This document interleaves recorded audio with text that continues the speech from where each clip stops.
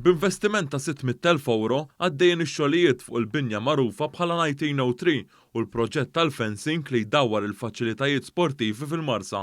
Waqt żjara fuq l-għan tax-xogħol, is-Segretarju Parlamentari Clifton Grima spjega li l-inħawi tal-kumpless sportiv tal-Marsa se jinbidlu f'ħabb sportiv ta' livell internazzjonali b'diversi faċilitajiet. Permezz ta' pjan holistiku li jkun hemm upgrade tal-faċilitajiet illi permezz tiegħu daw id-disciplini sportivi varji jkunu jistgħu jkomplu jikbru u jimirħu f'dak li huwa ambjent san, ambjent sigur, ambjent li permezz tiegħu bħala pajjiż ikunu nistgħu propju nitilgħu it-tarġa li jmiss f'dak li huwa livell sportiv. Il-Kap Eżekuttiv ta' Sport Malta, Marku Tajjar, qal kif dan il-proġett li beda ftit tax-xhur ilu mistenni jkun lest ta' wissu li ġej. Fencing sar kollu miġdid sew għall-Assoċjazzjoni tar-Rugby kif ukoll għall-Assoċjazzjoni tal-Baseball u anke wkoll biex tipproteġi wkoll lill-golfers kollha li jkunu qed jipprattikaw fiż-żona.